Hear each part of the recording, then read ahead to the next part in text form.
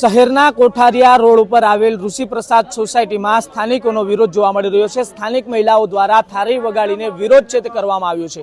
જે દ્રશ્યો દેખાડી રહ્યો છું, મહિલાઓ અત્યારે અહીંયા ભેગા થયા છે ને તેમના દ્વારા જે થાળી વગાડીને વિરોધ છે તે કરવામાં આવ્યો હતો। એ વિરોધ એનો હતો કે આ રસ્તા જે અહીંયા આવેલા છે સોસાયટીના, તેની હાલત સૌ પ્રથમ આપને દેખાડીશ કે જે અહીંયા રસ્તાની બિસ્માર હાલત છે, જેના કારણે મહિલાઓ છે તે થાળી વગાડીને વિરોધ છે તે કર્યો હતો। આ રસ્તાને લઈને જે મહિલાઓ વિરોધ કર્યો હતો તેમની સાથે વાત કરીશું। બેન, કેવી હાલત છે અહીંયા રસ્તાની? રોડ રસ્તા 15 વર્ષથી આ રસ્તા ખરાબ જ છે। ચોમાસામાં તો બહુ તકલીફ પડે છે અમને લોકોને, વૃદ્ધો અને બાળકોને બહાર નીકળવાના અમે દેતા જ નથી, એવી મુસીબત પડે છે। જો આ ઇમરજન્સી આવી ગઈ હોસ્પિટલની કે ગમે કોઈ પણ ઇમરજન્સી આવી તો અમારે બહાર નીકળવું બહુ મુસીબત પડે છે પુલના હિસાબે। અને આ જો રસ્તાના હિસાબે તો અમે 15 વર્ષથી હેરાન થાય છે। મેટલિંગ 1.5 વર્ષથી થઈ ગયું છે।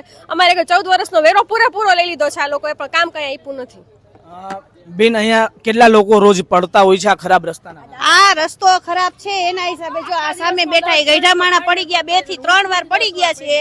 અને અહીંયા છોકરાઓ તો હાલતા ને ચાલતા પડી જાય છે, બાયણે નીકળવા જેવું છે જ નહીં।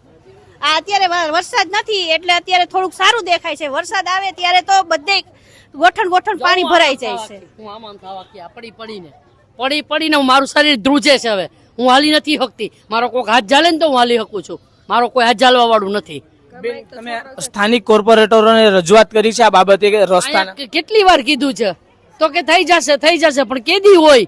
અમે મરી જાય તેદી ત્યારે હોય?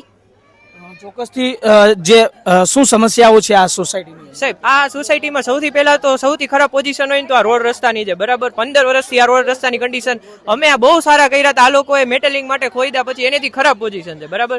અને 2 વર્ષ થઈ ગયા અત્યારે, આજે આ 2 વર્ષ થાય છે મેટલિંગ નથી કરી જતા। એ લોકોએ શું કીધું કે ભાઈ 6 મહિનાથી નહીં કે યુદ્ધ ચાલુ છે એટલે આપણી પાસે કઈ ક્રૂડ નથી, બરાબર। આપણને ખબર છે કે 6 મહિનાથી છે, 4 મહિનાથી અત્યારે પૂરું થવામાં છે।